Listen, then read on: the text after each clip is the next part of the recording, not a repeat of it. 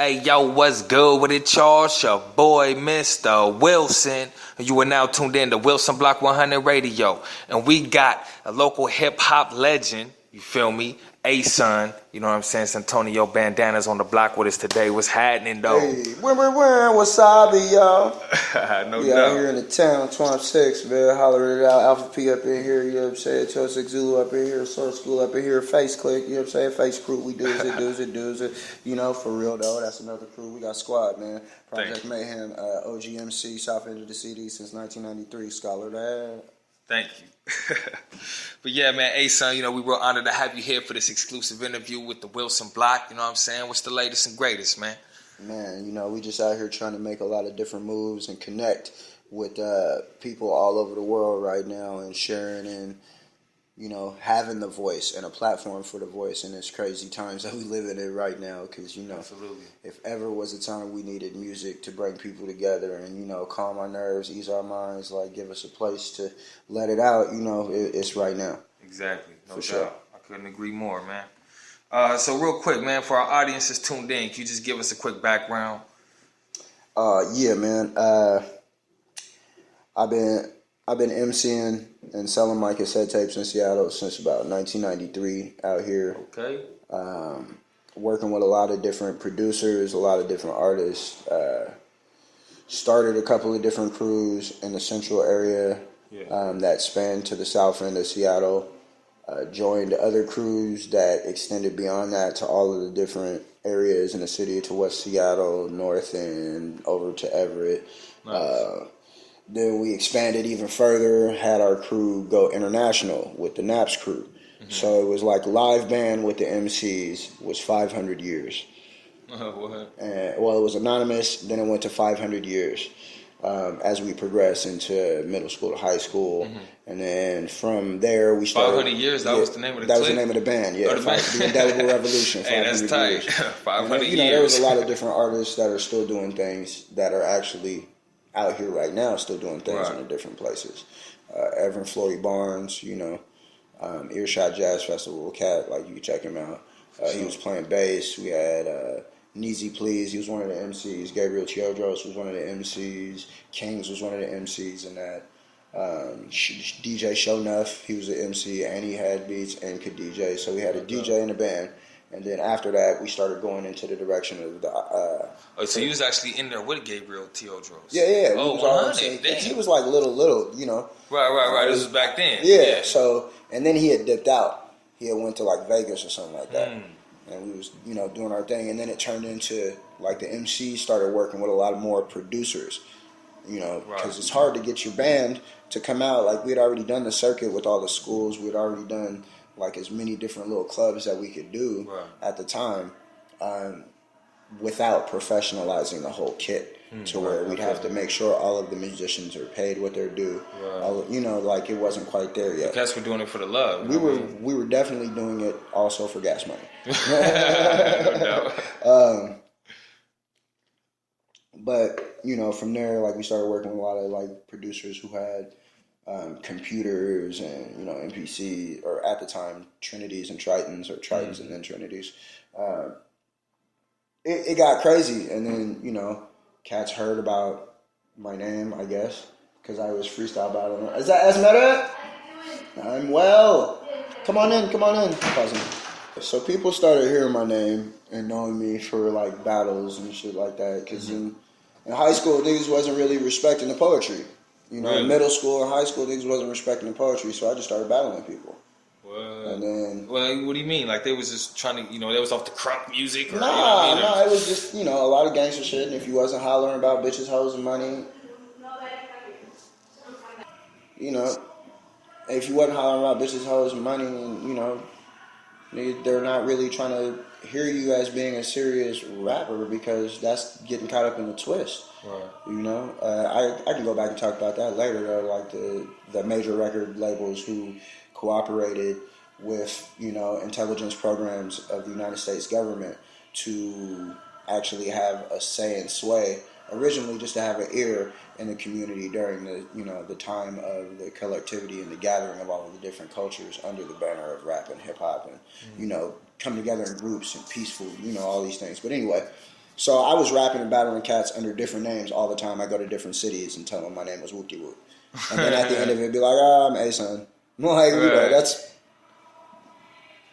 kind of part of the whole deal. People like to throw the cool Keith out there. I respected that brother as well. But I've fucking been on my name change game for a long time just because I like to keep people on their toes. Everybody want to put you in a box, no matter what, because it's the only way they have to identify who you are. Anyway, so I'm chewing, I'm battling.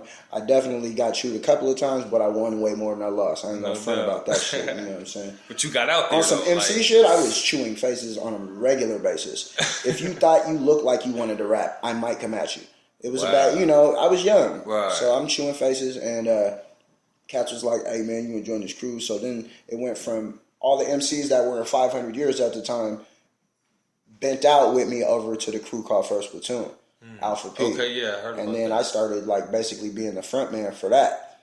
And because I was the main dude repping that was out there. So it was like, I championed the shit. And then from there, we started getting serious. Do I have what? Oh, yeah. So all of the MCs from 500 years bent the block over with me to Alpha P. And then, we found these other dudes, First Platoon from Miami or some shit. Maybe one of the brothers was on some vet shit. Who knows? But the nigga was not barred up. The nigga was not really going hard in the paint on some I respect this shit as a craft. So that's kind of what we were on. You couldn't be in our crew if you weren't rapping extra hard. If motherfuckers wasn't dog, the best rapper on my block is this nigga, you weren't in our crew. You know what I'm saying? Period. It wasn't until 2000 that I started letting graph writers, break dancers and shit start joining the crew. And because a lot of us came from the quote-unquote gang culture or whatever, we had different signs and symbolisms and handshakes. So it got to a point to where motherfuckers started lying, telling me that I put them into the crew trying to do the handshake with me. It was people I ain't never seen before. Oh, wow. So it was a thing, basically, in Seattle. They know us for being outside of rapping at shows, smoking blunts, just being out there deep, no matter where we were at. And, we show up to the different high schools. We're like, where's your best rapper? Oh, yeah? Tell him to come out. And that was our thing. Oh, wow. We didn't play about this rap shit. It wasn't it wasn't oh yeah, my friend is in, his house, he's making beats, and I don't ever have to be outside and meet people in the community. Fuck that. If you can't go to somewhere and somebody be like, hey, you ever heard of blah, blah, blah, 1 out of 10 to 15 people needs to be able to say, yeah, I heard of that guy. And they know somebody that knows 4 other people that know that person. You gotta have a name. It's just like graffiti. It's about getting up. Hey! Pause it. By the time, we had figured out there were these other dudes called First Platoon, we started the crew Alpha P. We shorted up. Anunnaki politics, African people, all people, Alpha people, you know what I'm saying? Alpha Platoon. And, there were several different subdivisions within that because our crew had 13 to 16 members at that time. Wow. And, B-boys, graph writers, MCs, and then from there we started another crew where we merged with 5 other groups from different parts of Seattle that had all of the different elements in it as well. Wow. And that was where we got Project Mayhem. Okay. So Project Mayhem was Alpha P, the Mind Movers crew, which also had a couple of members of Alpha P in it. And then there was DJ B Girl, and Julie C. She had already been riding with Alpha P for a minute at that time. Who else? There was another crew of cats, and they were on some graffiti-esque ish. And then DJ Abel and the Elevators. It was a turntable band, and kind of like the Scratch Pickles, but on some different shit. All right, well, look. Let me, just really kind of going off of the Seattle hip hop legacy. You know what I'm saying? Who are some of the cats that you picked it up from? You know what I'm saying? Man. Who are some of the cats that was doing it when you was, still starting out? Man, a lot of the OGs around the spot, that I actually saw doing their thing. They weren't Mix-a-Lot era, but they were right after that. So, okay. All of the tribal cats, your Vitamin D's, your Ghetto Children. Tribal, I heard about Tribal. H-Bomb, all them guys. Then you had the Seasick Records cast, you know what I'm saying, with Merman Mall Saint Merm, them guys was going ham. And you also had the Union Street Hustlers, Merciful, and them guys, now known as Dread Eye. 5% of cats, like heavy on the knowledge, real militant shit, goes ham. A lot of jewels. There was a couple people, you know, I mentioned earlier about like the implant game, right? Like it was still going on. People were like moving here, seeing filthy shit, and then being like, and then start kind of repping. But still be like, when, you know, you see them, they be like, yo, I'm from blah, blah, blah, B. Like, for like 10 years, though, you've been here for 10 years, and you're still telling me you're from blah, blah, blah, B. Okay, but on your catch, you're repping the town. Right. I don't know. It was, maybe I'm just being a weirdo MC nigga about that shit, but I'm like, come on, man, just rep what you rep, say that shit. You know? But anyway, there was a lot of different cats. There was a lot of different cats on different levels that was doing stuff. Cut Father, holding it down on the DJ scene. You had, I mean, K Fox was on when I was young. No doubt. So like you had like rap that you could hear from the OGs that was like real original. Every now and then you could hear that shit, you know. And Nasty Ness made that shit possible. So you had a lot of bleed out from the cats who had to do the struggle and the workaround from the teen dance ordinance shit. And that came when there was like an issue at a show and they were trying to say, yeah, there can't be any more music events that had the word rap related to it. Wow. So, you know, it really was a struggle for the community at the time. So what would you say it was the peak era? You know what I'm saying? I mean, we're talking like your era, so we're talking like 93 till today. You know what I'm saying? What has been the peak, you know what I'm saying, of the era, from your perspective? Man, in between. And I know that could be, I know it could be broad, you know what I mean? Like, I know it could be like, you were probably like a 5-year, 10-year span, you know what I mean? Yeah, I definitely have a lot of favorite moments. And then, but give me like the key 5 years, you know what I'm saying? Man, I would definitely say, in between like,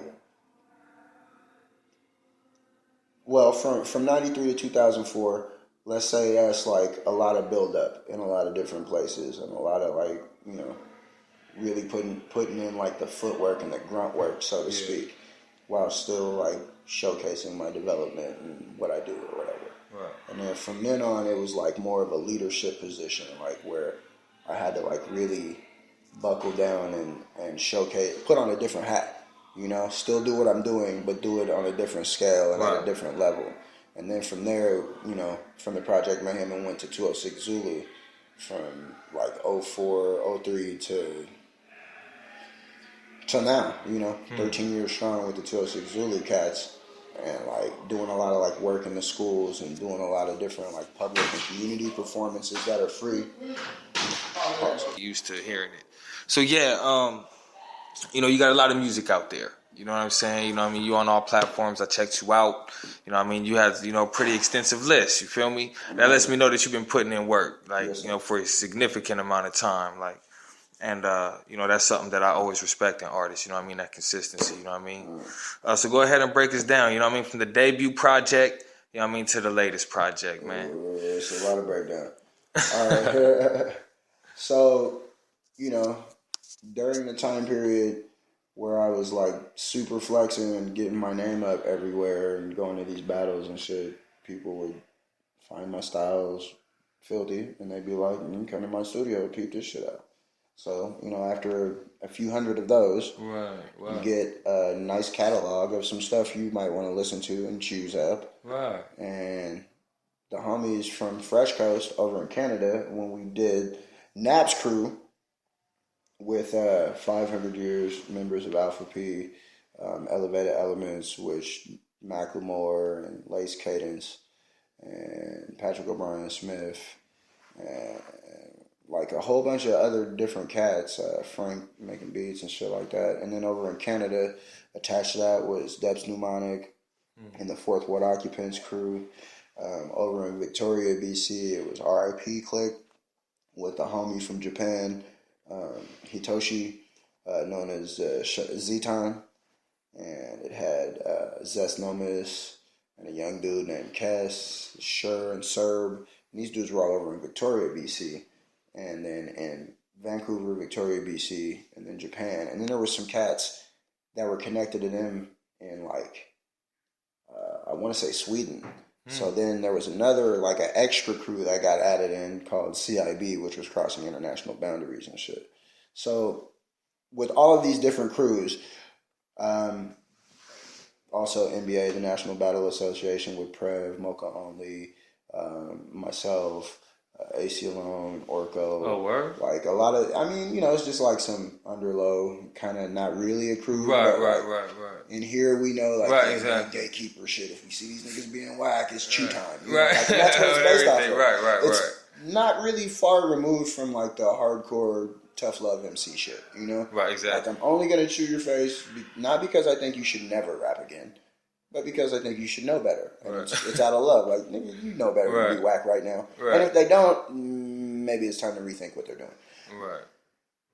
There are times, however, where people are being mad disrespectful and you have to use it as a sword, just like, Yeah, exactly. That's how it is. That's how it is. Sword school, word up. But, yeah, man. So, the homies from Fresh Coast and Nap's crew, like the North American Prophet Society, that was with all of the different groups from like Seattle, Canada, Japan, and blah, blah, blah, blah, right? Nap's crew.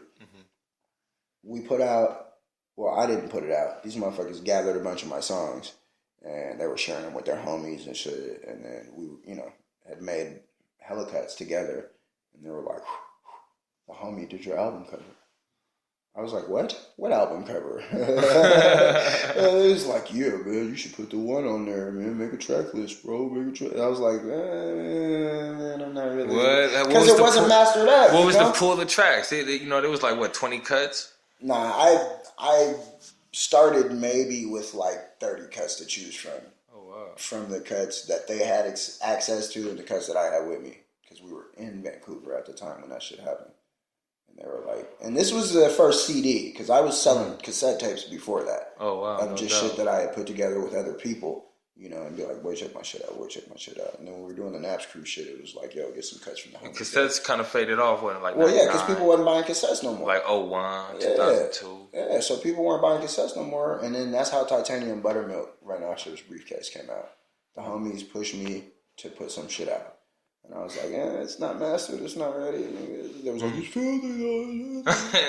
So I was like, nigga, all right, man, whatever, sure. And then I started making hella copies. And then just like I was doing the tapes, I would go get hella CDs, go to a print shop, hella covers, hella CDs made, like, coffee shop if necessary. Sit down in a coffee shop, just burn CDs for a couple hours and then dip out and hustle. Right. And that's how I fed my children. No doubt. Like, no jokes to that. Seattle has always been receptive to, like, the arts, right? So people, they fuck with it, right? Like, they gonna support. Depending on the individual and the approach, yes. Yes. And, I mean, it's not been, definitely not D-boy money, obviously. Right. You know what I'm saying? I'm not doing it like that, but it is enough for me to get by, barely, with the help of and support of different friends and whatever as well. But, yeah, the hustle's strong, and it's because people are supportive. But, everybody don't have that same experience. Right. Because they don't have that experience in that shit. So my main thing was I went from boxing to poetry to rapping.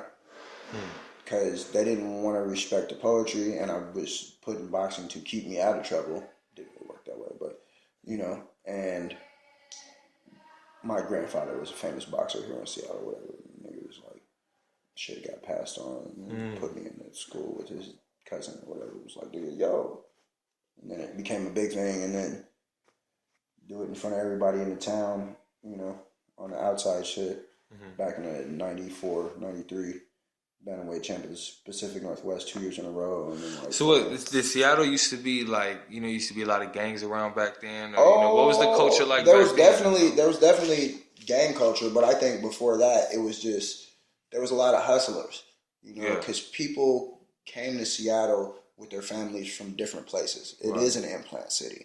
Even though there was a lot of people who were born and raised here and like a lot of actual natives who are dark skinned too. Yeah. But like really a lot of people came from other places for military and for work reasons. So being raised here like by such a far, as far back as their family can go, that gives you a whole new pool of people who were born in Seattle and raised in Seattle now. Right. So I think that, it just gets to a certain point to where you're like, man, I gotta really, really represent properly. Exactly. And that was like the whole driving factor behind what made all of these different albums that came after Titanium Buttermilk. Like, people like my shit. Okay, that's tight. I have to improve. I have to like show Buttermilk. Yeah, like come on, man. You know. So Titanium Buttermilk was the first one, and then you know, I was still selling my tapes. I was selling Titanium Buttermilk, and then I was like, oh, I got all these other cuts still that I hadn't put out or whatever. Not on the tapes, not on the anything. A lot of them were like on like mini ADATs and all types of other different means of storage. And you know, you got to get them off of the CDs or they're gonna just fade into the wind. Right. So I started putting together my own little mixtapes with a mixture of different songs that weren't released. So I brought a lot of the shit I did in Canada back to Seattle after my second or third time going back over there and living there. So the shit from Canada I brought back, a lot of that went into the $5 ain't shit mixtape shit. I started doing a whole lot of things. I got introduced to a few different studios that were like major recording places. So like there were like a few singles. I got put out on a vinyl working with Shez Rock from Counterintelligence Productions and Cointel Productions and Counterintelligence Studios. They were making a lot of beats for Alpha P at the time when it was, you know, me and Germ and Rajni and Kazi repping like really frequent, like as a group. A lot of the shit they wanted, you know, give me the opportunity to come and rap, and I'd be like, well, I got a crew. I'm gonna bring my crew, put this name on the flyer, you know, because they would spell my fucking name wrong. It's only 4 letters, A7, you know, like what the fuck? So anyway. So after that, you know, a lot of different singles came out. The vinyl is called The West Coast Scavengers. It's a 12-inch. It features Radio Inactive. It also has a couple of different producers from like the Bay Area and then also from here in Seattle. And then me rapping on the vocals. And that was like one of my crowning little achievements, my little, you know, my first time getting on vinyl. And I could bring that to my grandmother, rest her soul, and let her hear that and be proud of my shit. Wow. You know? 100. So I had that, a lot of that because my family's from Louisiana and, you know, very Christian upbringing, country folk. It put this whole, like, you know, you can't say certain shit in front of your elders. And they already feel some type of way about young people. And they already feel some type of way about you doing art and music as a, you know, some type of what you're occupying your time with, calling it a job, whatever the fuck you want to call it. Right. You're spending all your time doing this shit. Hip-hop movie reference. Anyway.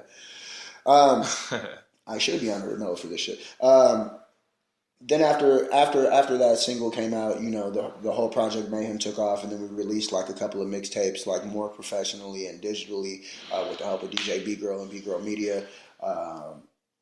Then we went to the Think Tank compilation because the Mind Movers had started like moving together as a unison and professionalizing their outfit as well as a part of the Project Mayhem projects. So that one is also available for free online. The Think Tank compilation just looks like the pie symbol, and it has like a lot of the different crews that were working with the Project Mayhem group basis.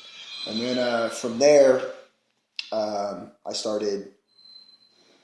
You know, because throughout all that time, I had to write something on all of my tapes and CDs. That's where Underground Records came from. Because I got mad about the whole underground, like, blah, blah, blah, you know, mainstream media. Right. I got mad about that. I was like, nah, I'm on some other shit completely. So Underground was what I was writing on all of my CDs.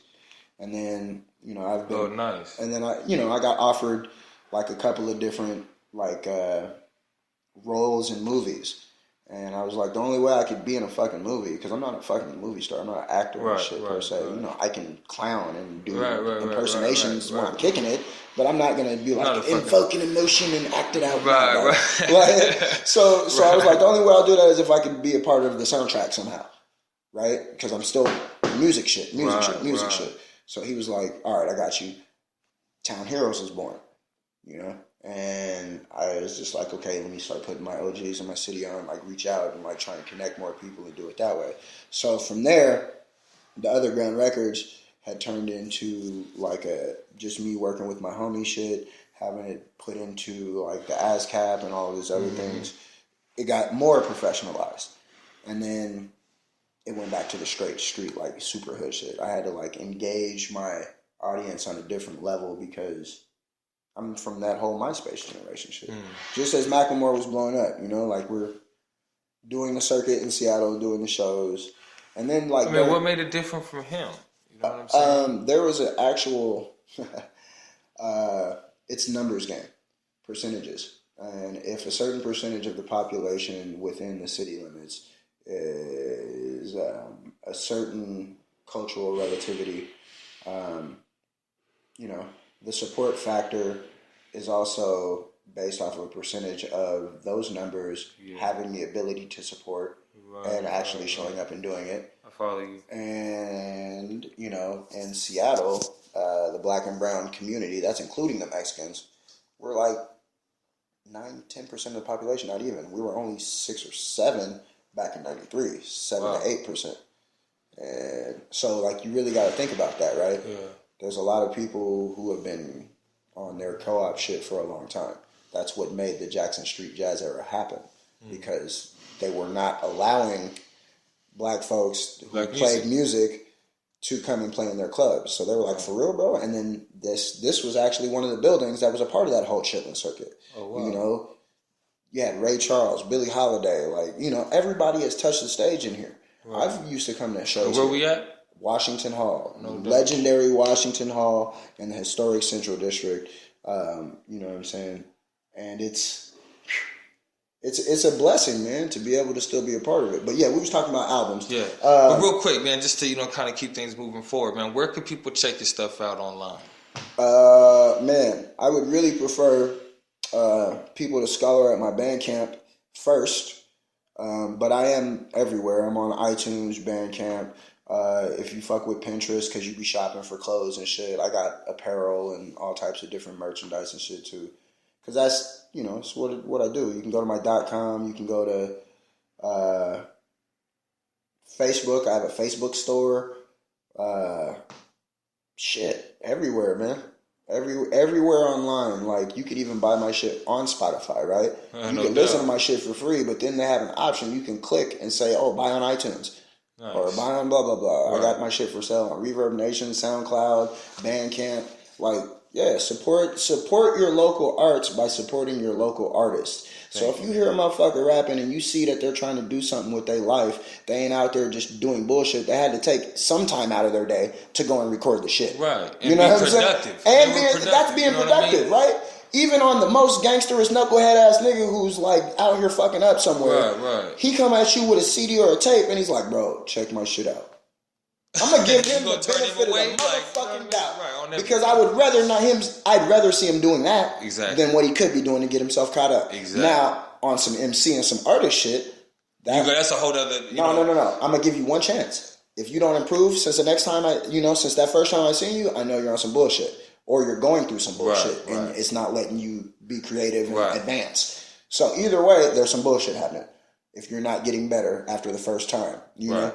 So that's really what it is. Like, motherfuckers be out here thinking it's a free ride because they think rap and music get caught up in all this glam and all this shit. Man. Yeah, nigga, this shit is like 3 times the job of anybody else's job because you have to be your own person to do everything. Right. First off, you have to wear every single hat so you know if you want to pay somebody else to do it, they doing the right job for you. Right. Or they're doing it well or poorly. Like, the only way to really know that is to do it for yourself first. Wow. And secondly, motherfucker, you gotta actually be willing to put in all of that work. If you're not willing to work for yourself, like literally work for yourself with a schedule, I'm doing this by this time and I'm trying to have this done, and if it's not done right, hey, you gotta go back and do it again. And, you know, that's from time and trial and error right there, man. That's some OG shit for you. But, yeah, man, SuntonioBandanaz.com. Check me out on Facebook, Suntonio Bandanaz. I'm also known as 11 Million. That's on iTunes as well. That's right, 11 Million. It's my little ratchet-ass shit. Yeah, man, could we get a quick verse real quick, man? I know it's just kind of off the cusp, you know what I mean? But, you know, with as much music as you got, you know what I mean? I don't think it'd be too much. I got you. All right, for sure. Let's go. You peep the conduct of a living conduit in its rare form. Electrifying stylistics you should prepare for. The mirror image of splitting atoms. In my element, knowledge I'm emceeing when I holler at them. Masterful magical crap from shadow catacomb based on a long testament heat that estimate you'll never get with. Don't try to F with the actual manifest. Chuck a brick fucking shit, baby. That's what it is. Come and get some of this fresh coast. That northwest shit. Astral project, asteroid on set. Burn fire. My order is more door. Catch right like a 4-door. I am a rider. Spit on bach. I shits on lock. Thumbs downs and hell knows perpetual. Now eat some vegetables. But yeah, one more time. Let me try different. And then you can pick. All right. I won't sit for some shit that I can't stand on the never ending. Oh, phones. You ready? Yeah. All right. I won't sit through some shit that I can't stand on a never-ending mission called survival of a black man. When you listen, I can carry on tradition and you catch that. Feeling that I can steal in every fresh rap, breath, trap, pin and release from this well tap. Felix sequence to exact and establish a plan of action. What big and me is what's happening. And then, get it in, get it on, get it cracking. Living in each moment, active search for intelligent life with rapping. Receive my signals, conversation is confirmation. Connect them dots like constellation for the consideration and contemplation. Audio animals predatory. Steady falling off, they ain't ready for me. Got manifest matter from the spot on station where operating concoct those statements that can copyright with. I need some water. See, that's weed and coffee. No for doubt. That's weed and coffee for a nigga, man. I don't like that acapella shit, man. I like fucking beats, nigga. No doubt, man. But really like fucking beats. That's why I'm gonna encourage the listeners. Go check you out on Bandcamp. You know what I'm saying? Asun, Suntonio Bandanaz. You know what I mean? Listen to the projects, cop the projects. You know what I mean? Especially when you get it on the Bandcamp. You know what I mean? You're putting money right in the artist's pocket, man. You know what I mean? You're not waiting for your 3-month royalty, your quarterly royalty. I don't need nobody holding my money. You know what I'm saying? On some real shit. But before we cut out, man, you got any shout outs you want to drop? Hey, man, let me give a shout out. Y'all check out that new Sword School, No H. It's coming out, myself and Julie C. over Ready Ron Beats production. The Year of the Face, it's like a 12-month program, songs and videos being released from a new crew called Face Crew. Myself, Yakum, Stilo Brown, and a couple other MCs that we work with as well, with different producers of various. We also got the Cup Gang compilation coming out. Cup Gang! We have a second anniversary coming up on the 4th of July here in Seattle, featuring a bunch of various artists from Seattle as well. That'll be released on Town Heroes and Underground Records with the Rocket Science Publishing. And then the free compilation, Rap Life Matters, featuring Candy Cole, Mickey Vale, Abstract Rude, For Real Though, which is myself and Gabriel Teodros, nice. Muja Messiah, Maria Issa from Minneapolis. Like, it's a nice list of different artists of color. And it's all about, perpetuating that positivity as artists of color. Right. Being accountable to some degree. I ain't saying everybody got to be a teacher, though. You know what I'm saying? Right. So I like to give a shout out for everybody out there who's helping keep real hip hop alive by respecting the culture and respecting their crafts. And just you see some little homies out there, man, trying to do it, man. Don't feel like you're an old person, man. Reach out, exactly. Be a part of the community because it takes a village for real, though.